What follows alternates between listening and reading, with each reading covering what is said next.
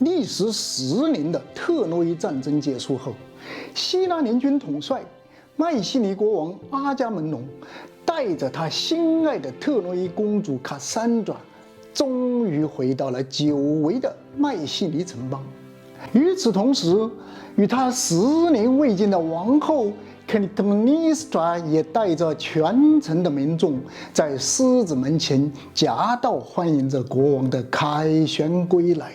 此情此景，难免让这位载誉而归的英雄有了那么一丝丝的得意忘形。王后命人将特洛伊公主送回特意为她准备的住处后，并亲自为国王沐浴。此刻，正陶醉在一个王者无限荣耀之中的阿伽门农，一定不知道自己的生命即将终结。只见王后使了个眼色之后，立刻从门后冲出一名刺客，并以迅雷不及掩耳之势，将手中的利剑插入了阿伽门农的胸膛。一代盖世英雄阿伽门农的命运就此被定格在了自己的浴缸之中。他心爱的特洛伊公主卡珊爪也同样永远消失在了迈锡尼的城堡深处。可怜的阿伽门农至死都没有想到，刺客竟然是自己的堂兄埃吉斯托斯，并且王后早就和埃吉斯托斯勾结，并策划了这场血腥的谋杀。几年之后，一个陌生人来到了迈锡尼，宣称有王后和阿伽门农的儿子失踪多年的 Orestes 的消息，而被带入了王宫。王后和现任国王 Aegisthus 立刻接近了这位陌生人，他们都迫切地想知道 Orestes 的下落。就在国王 Aegisthus 刚刚落座的那一刹那，这位陌生人竟然一剑刺穿了他的胸膛，紧接着又反手一剑刺向了旁边大惊失色的王后。迈锡尼的国王和王后就这样双双地倒在了血泊之中。而刺杀他们的不是别人，正是王后与前国王阿伽门农的一对亲生儿女 Orestes 和 Electra。终于为父报仇的姐弟俩，也因为弑母而招来了复仇女神的追杀，最后不得不踏上了无尽的逃亡之路。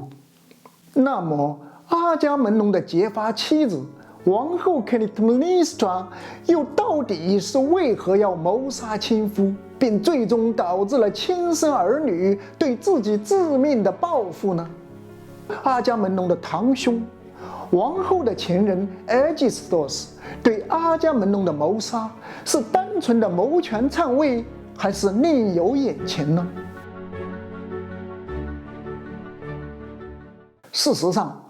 ，Aegisthus 刺杀阿伽门农也是在为父报仇，而这其中的恩怨还要从阿伽门农的爷爷 Pelops 成为披萨的国王之后说起。话说，披萨的国王 Pelops 除了与王后伊波达米亚有2个儿子 Artios 和 Thyestes 外，还有一个更受他宠爱的私生子 Chrysippus。Artios 和 Thyestes 因担心失去王位的继承权而合谋杀害了同父异母的兄弟 Chrysippus， 后来因害怕父亲 Pelops 的报复而逃到了迈锡尼。也正是在这里，亲兄弟俩因争夺迈锡尼王位而反目成仇，最终成为迈锡尼国王的 Artios 与王后 Airope 生下了阿伽门农和 Menelaus 2个儿子。随后又因不满王后 Airope 与自己的亲兄弟 Thyestes 勾结，而另娶了自己的侄女儿 Pelopeia 为妻。结婚后不久 ，Pelopeia 就告诉迈锡尼王 Artios 自己怀孕了。此时的国王 Artios 做梦都想不到，自己的新婚妻子所怀的竟然是自己的亲兄弟，同时也是自己仇人的 Thyestes 的孩子。此后 Pelopeia 顺利地生下了一个儿子，不知情的 Archias 对这个小儿子自然是疼爱有加，并给他取名叫 Aegisthus。当长大后的 Aegisthus 得知了自己的真实身世，以及国王 Archias 与自己生父之间的恩怨之后，他无情地谋杀了自己的养父国王 Archias， 并拥护自己的生父 Thyestes 为王，还驱逐了 Archias 的儿子阿伽门农和 Menelaus。 无奈的阿伽门农和 Menelaus 兄弟俩逃难到了斯巴达。幸运的是，斯巴达国王将自己的2个女儿 Clytemnestra 和海伦分别嫁给了阿伽门农和 Menelaus。 在斯巴达的武力干预下，阿伽门农顺利地重返迈锡尼，并夺回了王位。而 Menelaus 也在不久后继承了斯巴达的王位。阿伽门农和 Menelaus 也许是因为有了这段共同的经历，兄弟之情也变得更加深厚，以至于阿伽门农为了给 Menelaus 报夺妻之仇，宁可献祭自己与王后的女儿伊菲耶利亚，也要发动特洛伊战争。殊不知，正是阿伽门农的这一举动，却在王后心中深深地埋下了一颗仇恨的种子。另一方面，被阿伽门农赶下台的 Thyestes 也死在了流放的路上。他幸存下来的儿子 Aegisthus 为了报杀父之仇，趁特洛伊战争爆发之际，勾结了阿伽门农的王后，并与他一起策划开篇刺杀的那一幕。故事说到这儿，看似阿伽门农家族的每一个成员都是不自觉的被一种无形的力量推向了罪恶的深渊而无法自拔。这一切的一切背后，又到底隐藏着怎样的玄机呢？这还得从一场比武招亲的故事说起。话说，披萨的国王 Enormous 的女儿 Hippodamia 是无数希腊英雄追求的美女，而国王 Enormous 却因为一则神谕而不希望自己的女儿出嫁，但是又不便直言，于是便放出了赛马招亲的消息。尽管大家都知道国王有2匹战神阿里斯所赐的神马，但还是有不少英雄都决定放胆一试。结果在第1天的比赛中，无一例外的都败下阵来。此时的人群中，有一位高大威猛的青年，也决定要参加第2天的比赛。他就是已经与国王的女儿Hippodamia 私定终身的英雄 Pelops。 为了确保第2天的比赛能赢，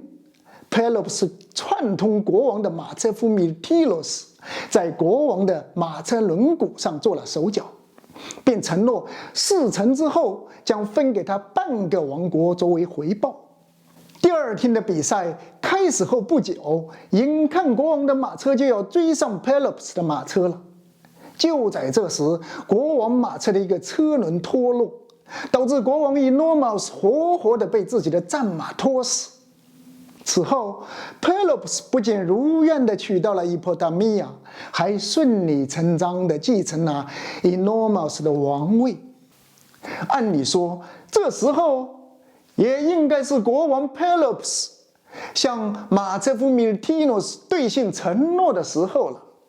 令人万万没有想到的是，Pelops 不仅不愿意兑现承诺，还惨无人道地将 Myrtilus 推下了悬崖。满心怨恨的 Myrtilus 在坠崖之时，恶毒地诅咒了 Pelops 和他的子孙后代。从此，这个诅咒就像噩梦一样，一直萦绕着珀洛普斯家族的一代又一代，直到最后，连奥林波斯众神都不忍看到这个血雨腥风的家族悲剧再延续下去。他们赦免了阿伽门农的儿子 Orestes 的弑母之罪，同时解除了对这个家族连续4代的邪恶诅咒。